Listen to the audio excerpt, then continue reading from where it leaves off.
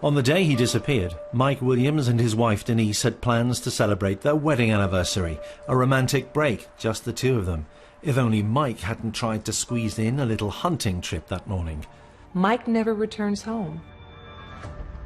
A loving husband, a devoted father. He had vanished without trace, leaving his devastated family with nothing but theories about what had become of him. Maybe he'd even been killed by an alligator. Because Lake Seminole is infested or has a large number of alligators, there was a rumor around that the guy probably got snatched up by a larger alligator, stuffed up under a rock, and that alligator probably preyed on him until he decomposed. It would take almost 2 decades for investigators to uncover the truth, and when they did, they would learn that the Williams perfect marriage wasn't quite the fairy tale everyone had imagined.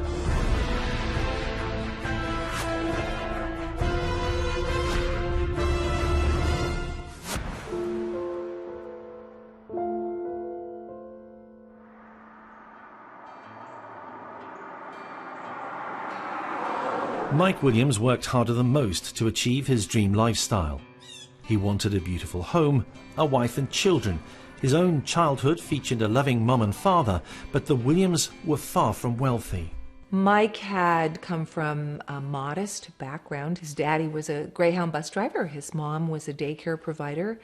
And they lived in a double-wide trailer. They saved their money up. They didn't buy a fancy home. They wanted to save their money to provide a good education for their sons.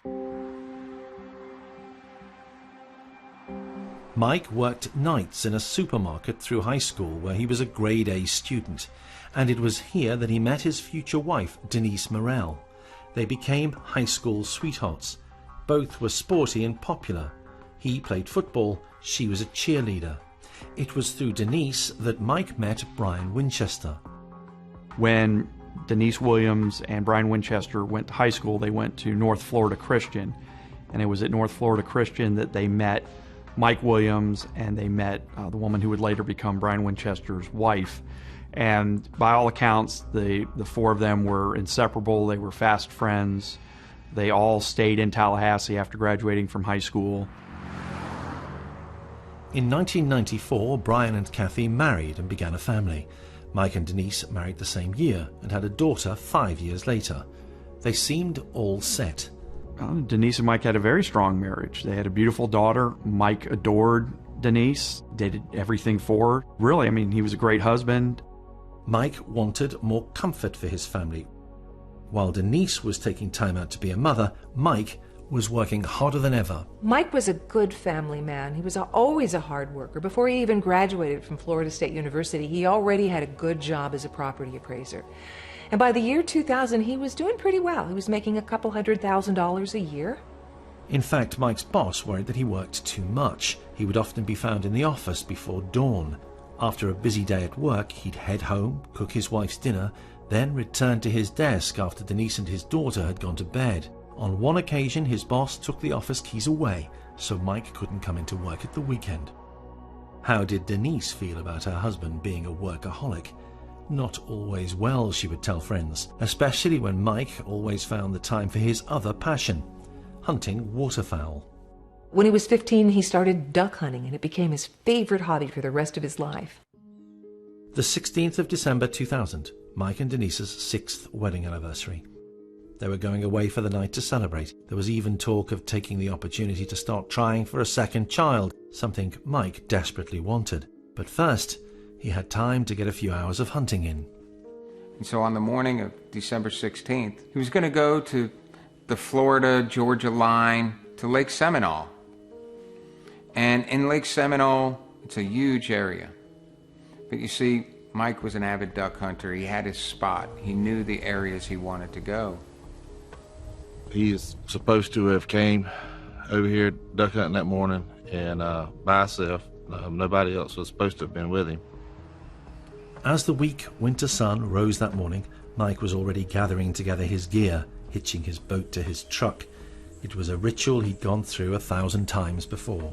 Before dawn, he packed up his truck and he left for Lake Seminole, which is about an hour away from Tallahassee. It's on the Georgia state line. This was something he just really loved doing. He told his wife, "I'll be back in a few hours." Denise stayed at home preparing for the romantic break in the nearby charming fishing town of Apalachicola. But when hours passed with no sign of Mike, alarm bells began to ring. When he didn't show up for around noontime, his wife started calling around looking for him, and she finally got a hold of somebody that had been fishing with him before. That guy got with her father, and they come over here and notified local law enforcement. The friend who responded to Denise's panic-stricken phone call that day was Mike's high school buddy and duck-hunting partner, Brian Winchester. He and his father Marcus told Denise that everything would be fine, and then headed to the lake. By the time Marcus Winchester and Brian Winchester got out to Lake Seminole, the weather had gotten bad. There were some local law enforcement who responded, and then they contacted the Florida Wildlife Commission, the FWC, which oversees game and wildlife, and they began a search for what they treated as a missing person. Perhaps he got lost. Perhaps he has gotten bogged down into the shallow but mucky waters. Mike would have gone with the proper gear. In order to go duck hunting, he would have had to wear waders and rubber boots. And if one was to be in shallow water, they could easily sink, and the waders themselves would pull somebody down below the water's surface. And that was the big concern. Searchers did not find Mike Williams at the lake that afternoon, but they found plenty of evidence to prove that he'd been there. Friends see Mike's truck near a remote boat launch on the Florida side. Meanwhile, a helicopter pilot spots the boat floating, and then law enforcement finds his shotgun in the boat. So they're assuming something happened to him. Maybe he drowned. Mike was last seen in what is known as Stump Lake. Body of water at the deepest area is 8 feet, sometimes 6 feet, and other times very shallow. It's called Stump Lake because there were a lot of trees that grew out of this lake. There were a lot of rotted trees that had fallen, and the only thing left were the stumps, but they would be either hidden just below the water's surface or sticking up just above. Conservation officers and friends of Mike returned to the lake day after day to continue the search. But before long, hopes of finding Mike alive began to fade. I would submit that everyone who was involved in the search for Mike Williams, with the exception of maybe one or two very, very optimistic, very, very hopeful people, believed that probably after 4 or 5 days that there was not going to be a likely recovery. At first, friends and investigators believed that Mike must have drowned. But a week or so after his disappearance, they started to question that hypothesis. If he had drowned, where's his body? Because normally in this area it would have floated up. And that hasn't happened, and days go by. And so since there's no body, you have to wonder, well, what could have happened? And you start ticking off the questions. 10 days into the search, investigators made another disturbing discovery. Mike's khaki camouflage hunting hat floating on top of the lake's dark waters. This was important because it led the searchers to believe that they didn't think Mike drowned, because the hat wasn't located in particularly deep waters or just floating in a huge body of water. This would be an area that they should have found a body along with that hat. The body should have risen to the top. It wasn't a deep body of water. Baffled by the absence of a body, investigators began to consider a sensational new theory. So all I remember was it was a hunter who went missing, and the rumors or the newspaper had started suggesting that it might have been alligators or something like that. Seminole Lake has some of the biggest alligators in the state. They grow to between 13, 14 feet at max. There's some very old ones there, and they can get up to 1,000 pounds. Within a few weeks, the search for Mike's body was scaled back. Soon, nobody was looking for him. Eaten by an alligator or not, by now recovery seemed increasingly unlikely. In February 2001, 2 months after her husband went missing, Denise Williams was looking for closure. Denise has really kept a low profile during the search. This has been covered by news media, but Denise isn't talking to anybody. She's the grieving widow. When the search gets called off, she accepts the fact that Mike has drowned, that Mike somehow has died. And so she calls for a memorial service to honor her now deceased husband. I think many in law enforcement and many friends and family of Denise, unfortunately, probably believed that he had passed away. And that's why there were so many people at the service. Most, if not all of them, had come to the conclusion that Mike Williams was not coming back from Lake Seminole. In June, a fisherman from nearby Jackson County discovered Mike's waders in the water. They were pristine. Was it more evidence that Mike had been mauled by alligators?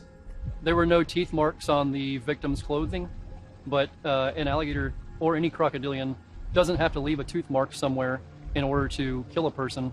They actually have a very sensitive bite force when they want to. They pick up their hatchlings, they pick up things gently. They grab something very gently in some cases and sink it and drown it and can leave not even a mark on the person. Yeah, it's very possible.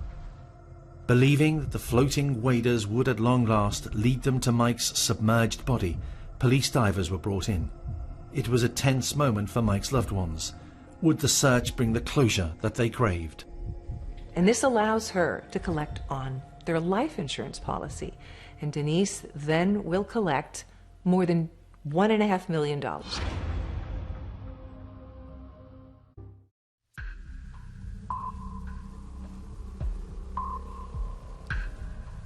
After the discovery of Mike Williams' waders floating on the surface of Lake Seminole, search and recovery divers were called in. They believed they might find his body entangled in the dense hydrilla weeds that choked the lake bed. They uncovered Mike's camouflage jacket, hunting license, and flashlight. But 2 weeks after he had disappeared, there was still no sign of a body. A mystery maybe, but Mrs. Denise Williams felt the need to move on. She successfully petitioned to have Mike declared officially dead. Veteran homicide detective Brian Harris believes granting a death certificate was a mistake. The mere fact that they found those items, it should have generated a murder investigation, or more work should have been done. Denise may have come to terms with letting Mike go, but his mother, Cheryl, was not prepared to give up on what had happened to her son. Mike's mother, she's not accepting this. She's not ready to believe that her son is dead. There are too many questions, too many suspicious things. This just doesn't make sense. She's not letting go. She's not giving up on her son. Cheryl paid for billboard appeals, handed out flyers, and took out adverts asking the public for help. She examined every possibility. Even her daughter-in-law came under suspicion. Ever since Cheryl Williams began essentially what I'd call her crusade, Denise Williams has been vilified by certain parts of the Tallahassee community. The grapevine in Tallahassee was alive with whispers.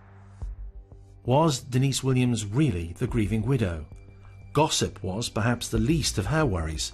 With Mike gone, Denise needed to become the family breadwinner. Denise was still a stay-at-home mom. She had an infant daughter. She had no ready source of income, so she needed to do things to take care of the bills that were starting to mount up in terms of her home, vehicle, insurance, other things. Luckily for Denise, she knew just how to get her hands on a very large sum of money. She has filed a petition to have Mike declared legally dead. A county judge grants it, and this allows her to move forward with getting the money from that life insurance policy. And Denise collects more than $1.5 million. It was around this time that friends of Denise discovered that she'd first filed a claim for life insurance less than 3 weeks after Mike had disappeared. The cause of death she listed was accidental drowning. Amongst those helping her, one of her oldest friends, Brian Winchester.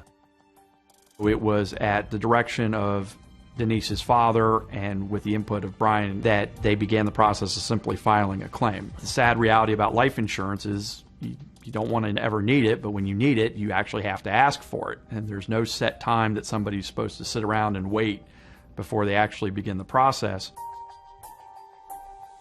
For someone to file for insurance when you haven't even recovered a body within 19 days would seem suspicious to me.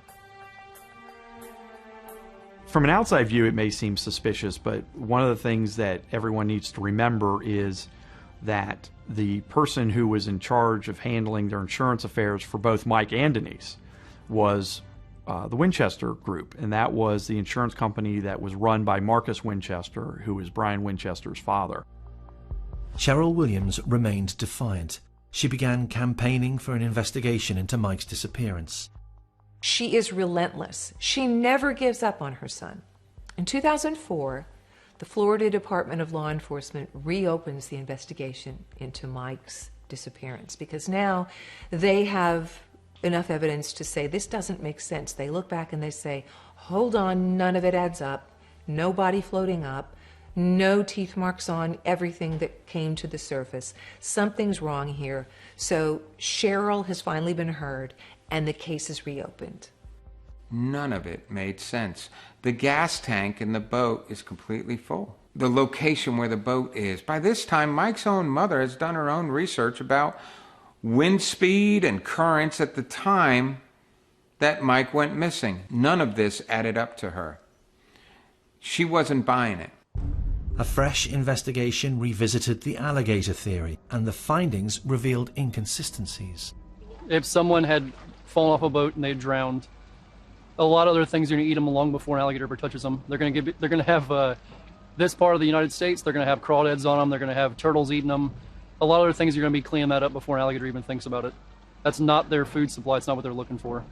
And there was more. Alligators, in essence, almost hibernate in the wintertime.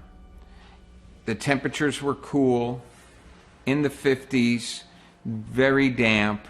When the temperatures are in that kind of setting, alligators are not feeding. This was not feeding season for alligators. And they want to be at 88.5 degrees optimally to be able to feed and digest their food.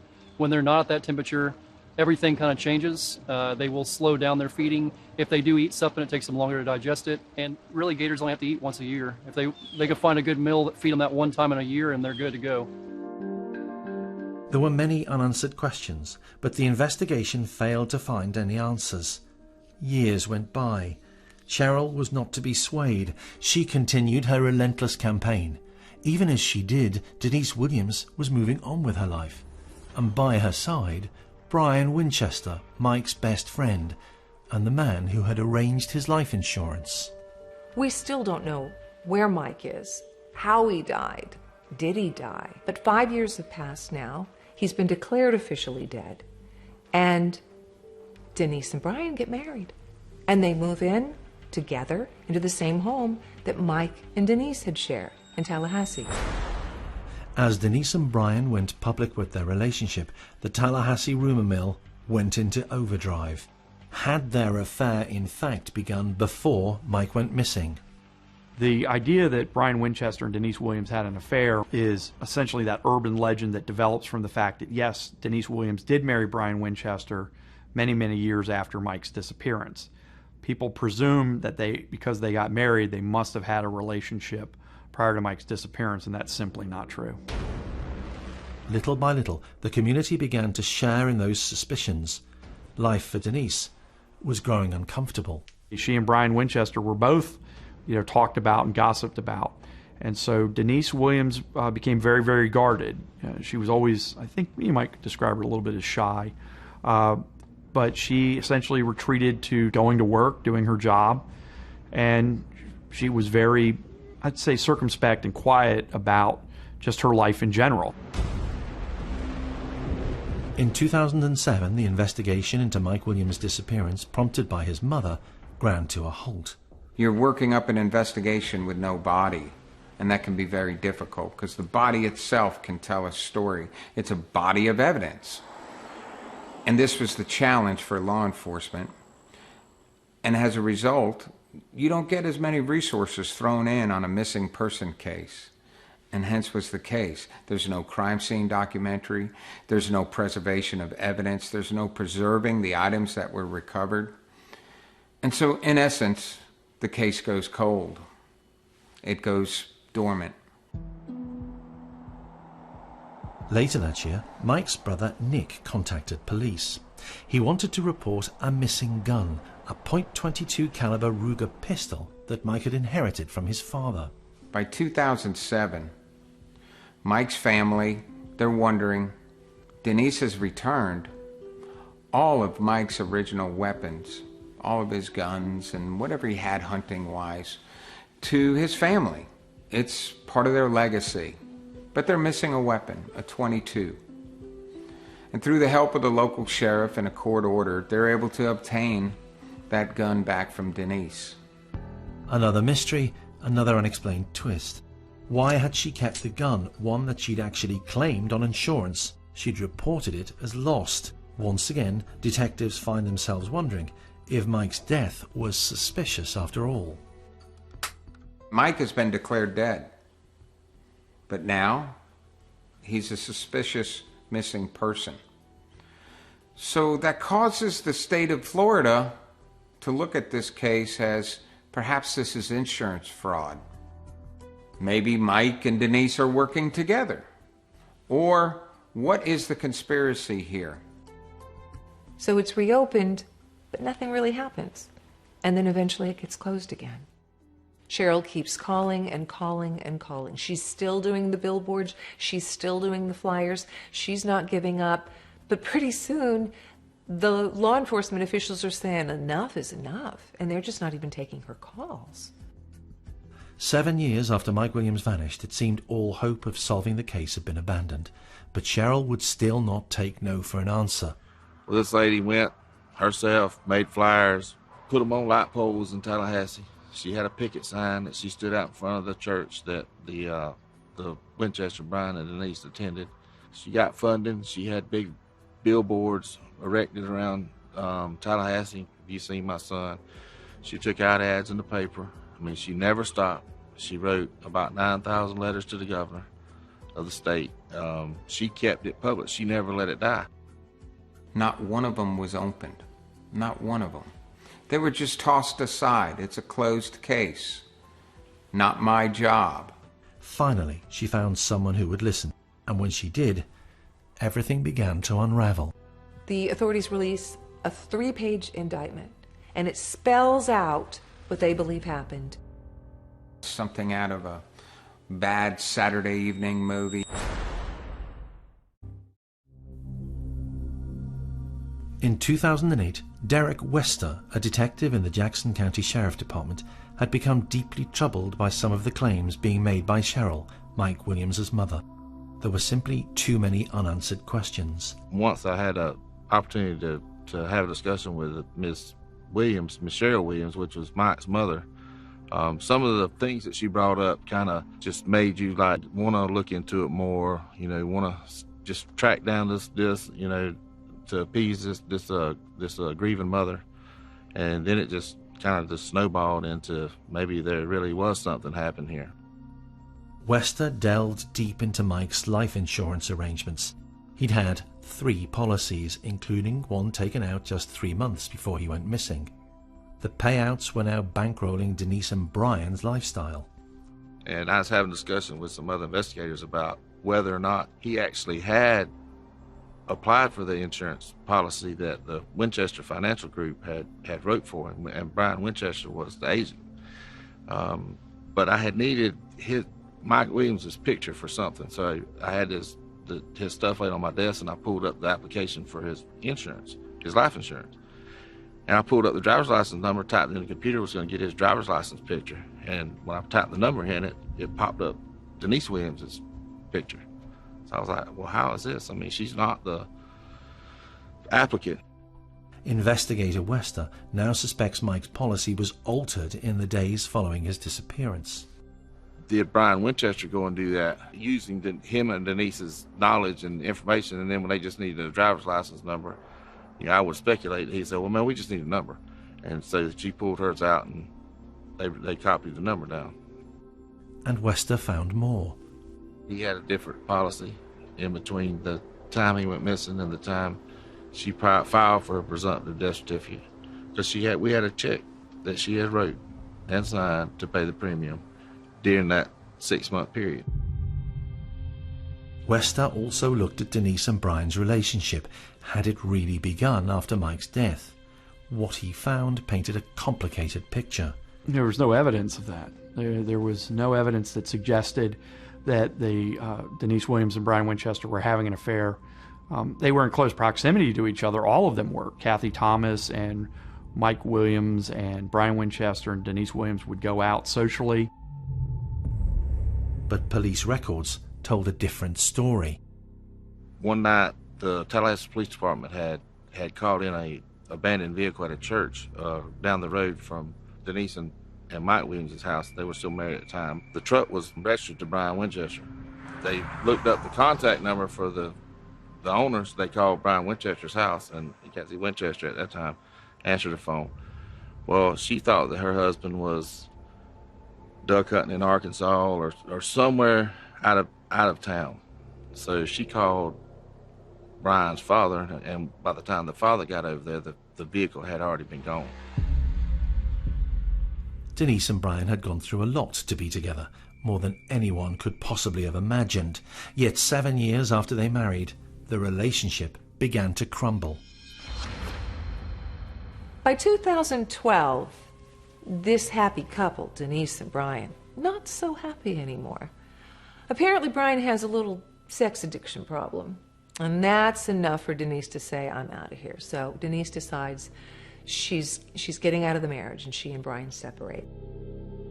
And so he's no longer with Denise, but he still loves her very much. He still is so attached to Denise. That's the love of his life, or at least in his mind. By 2016, the marriage is going to end.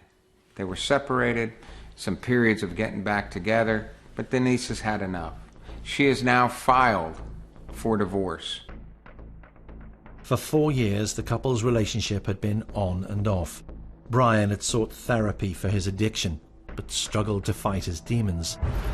With a divorce looming, he made one last desperate play for Denise. In August of 2016, something kind of bizarre happens. Denise is driving on her way to her job at Florida State University when all of a sudden, Brian springs from the back seat and basically attacks her.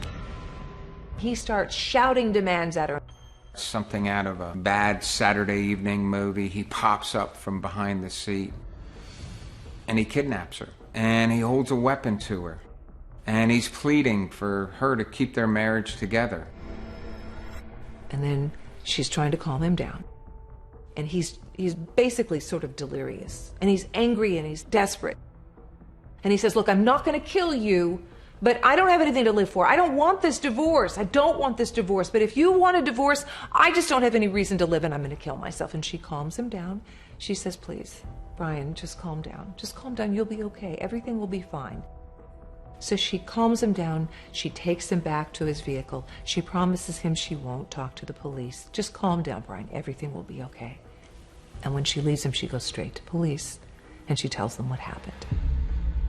And when they did eventually apprehend him for that, he had a tarp, and he had bottles of bleach, and he had other items in his truck that suggested that he was probably going to kill and bury Denise Williams. Brian is charged with kidnapping, domestic assault, and burglary.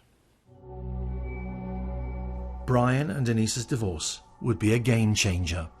There's a law that says spouses cannot be compelled to testify, but these guys are getting divorced. Now there's a criminal case against Brian. Someone's going to sing. This premise of husband and wife privilege was very beneficial to Denise initially. She knew that Brian would never say anything against her and vice versa because they were in on it. They were co-conspirators in this death. They were in on it. And so by both of their actions, their silence was sealed. When the marriage ended, so did the pact of silence. A secret deal was struck between husband number 2, Brian Winchester, and the prosecutors who had charged him in relation to holding Denise at gunpoint in her car.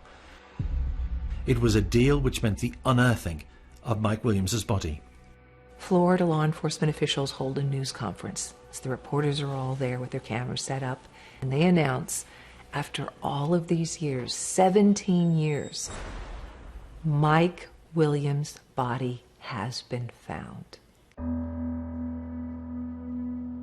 Brian Winchester had handed information to detectives in return for a lenient sentence for abducting his estranged wife. Brian Winchester got the deal of the century. Brian Winchester was facing life in prison for kidnapping Denise Williams at gunpoint. He was 2 to 3 months away from going to a trial. Brian Winchester had been in jail for almost a year, a little over a year. And when faced with the prospect of having to go to trial, looking at life in prison, he approaches the state attorney's office and offers to tell them a story. 17 years after her husband Mike vanished without a trace, Denise Williams would be formally charged with murdering her husband. Brian claimed that Denise had planned the murder of her high school sweetheart, right down to the last detail. Brian is the star witness, and he says, yes, I pulled the trigger, but Denise was the mastermind.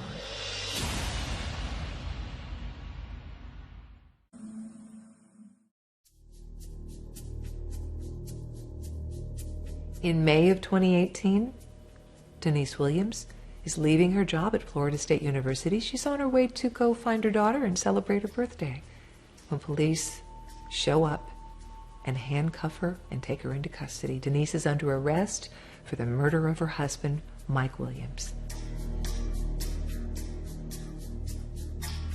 Everybody who's in jail facing a murder charge is very concerned and very upset, because you're wondering, how did I get here? Why am I here? Why am I in jail? The authorities release a 3-page indictment, and it spells out what they believe happened. For the people of Tallahassee, the grand jury indictment ended a 17-year wait to find out what had happened to Mike Williams. The courtroom was kind of like a little circus. I mean, essentially, everybody in town had thought Denise Williams was guilty for years and years and years. The public gallery was packed. Some had come to see Denise face justice. Others believed she was the victim of a grave injustice. Whilst Denise faced a life term for conspiracy to murder, Brian had his deal. He was going to jail for kidnapping, but there was no mention of him being charged with killing his friend. He knows where the body's buried because he killed Mike Williams. By offering the body and by then adding a little extra, which is, you can go after Denise Williams, I'll make up a story for you. For homicide detective Brian Harris, the facts speak for themselves. There is no chance Denise is not involved in this murder. Denise gave nothing away as she sat in the Leon County Courthouse. She was very, very, very, cold, very not responsive, kind of almost robotic. She maintained her innocence. Her lawyer told the court that Denise had always believed that Mike had died in a tragic accident. But the cops know all the details. They know all the information. They know where the bones were buried. They know the details and the motive and the why this has happened. Somebody talked. Somebody laid out the plan. This was a plan laying in wait, and 17 years later, it all came unraveled. I mean, they turned on each other. Ultimately, bottom line is that those two turned on each other in the end. And it's a direct result of Cheryl Williams' one-woman army. In detailed testimony, Brian told the jury how the conspiracy had begun. So Brian says he and Denise started having an affair. And that affair started 3 years before Mike disappeared. 3 years before he was killed. And in that time, they're thinking, how can we be together? Because, see, Denise's family doesn't believe in divorce. And so Denise is like, you know, we can't really do that. So how are we going to be together? For 3 years they met in secret in vehicles and hotel rooms. On double dates they would secretly kiss as soon as Mike and Kathy's backs were turned. 9 months before Mike Williams disappeared, Denise and Brian started hatching their plan. They conspired to kill Mike Williams.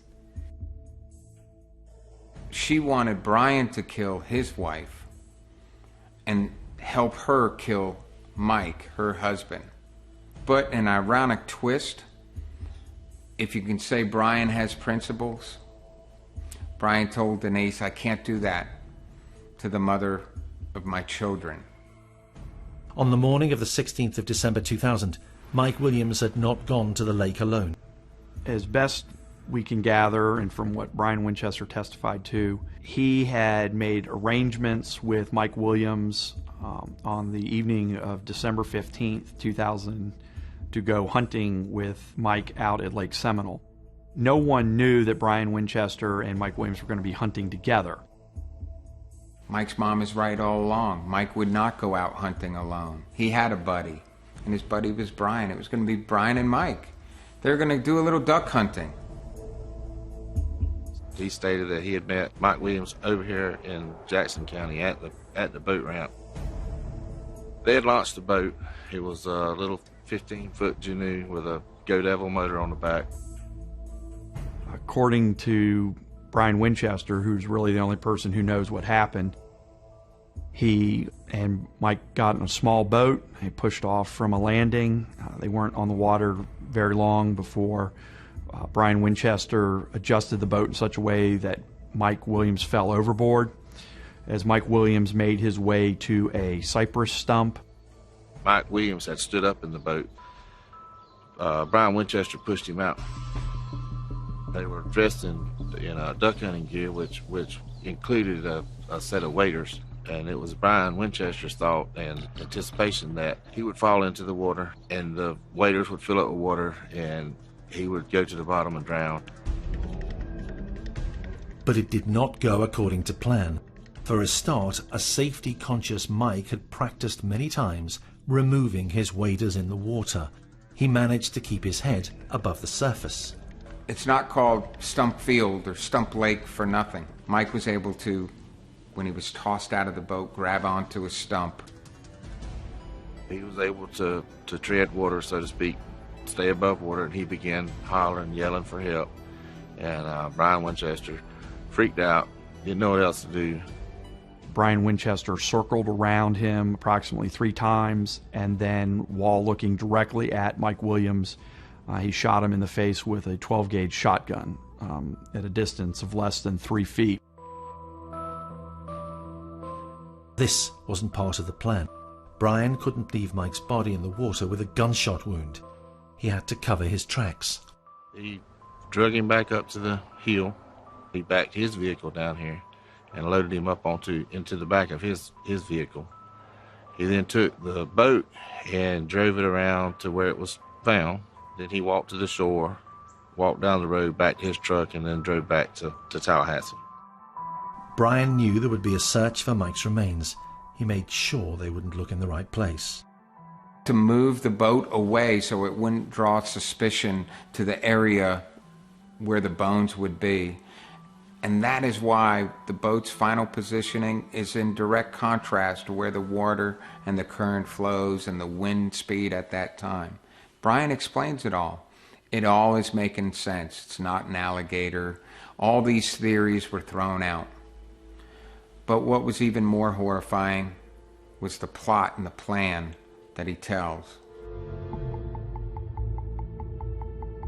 In the afternoon, he took the body to Carr Lake and buried it in a shallow grave next to the waterside. Brian is the star witness, and he says yes. I pulled the trigger, but Denise was the mastermind. Denise was the one who came up with the idea. It was all about Denise. Would the jury come to the conclusion that Brian had acted alone, or would they accept his claim that Denise had demanded that he kill his friend? Denise is the brains behind this operation. Denise had the forethought to obtain a life insurance policy. She had the well-being enough to think about declaring Mike dead before his body is found. And who knows? If Denise had only been able to control her own selfishness, if she had stuck it out with Brian, perhaps Mike never would have been found. We often say there's nothing better than a scorned woman. I think it goes the same for men. Nothing better than a scorned man. After 17 years without answers, justice, when it finally came, was swift. Brian's story is very likely, and the jury believes so too. And Denise Williams is convicted on all charges: conspiracy to commit murder and accessory after the fact. And she's sentenced to life in prison. We were all surprised. The jury had been out approximately 8 hours. We felt, as the defense team, the case had not been proven, that Brian Winchester had admitted to being a murderer and being a liar. So we were surprised. It's almost like a gut punch to have something like that happen when they come back and say, guilty. To investigator Derek Wester, it was the only possible outcome. As soon as I heard that they had found his remains, I knew that eventually they was going to arrest her. Denise Williams' defense counsel believes that Brian Winchester has been allowed to incriminate his ex-wife in a murder she didn't commit, in return for revealing where he'd hidden Mike's body. One of the things he said on the stand was that Denise Williams wasn't on the lake that day when he killed Mike Williams, but she was in his head. I mean, if you kill somebody, you bury him in a shallow grave, you know where the body is. And obviously the government wanted the body, and Brian Winchester was the only person who knew where Mike Williams' remains were. And so he turned that into, the key component of the deal of the century. I'd asked to Brian Winchester receiving immunity this case, and wouldn't be solved. Mike Williams' remains wouldn't have been found, and Cheryl Williams wouldn't have got closure. So I think that it's a decision that a prosecutor has to make daily about, what you have to give to get. Denise Williams was sentenced to life imprisonment without parole for the murder of Mike Williams and for the fraudulent life insurance claim. Denise Williams was a cold, calculated woman. Was very, very manipulative of the men in her life. To me, it's the case that's the biggest tragedy of my career in terms of an innocent person being convicted. It's not the most salacious case, it's not the most violent case, it's not the most complicated case, but it is a case where you're left at this position that the essential mob mentality and the community-based perception was more of a factor than the actual trial itself.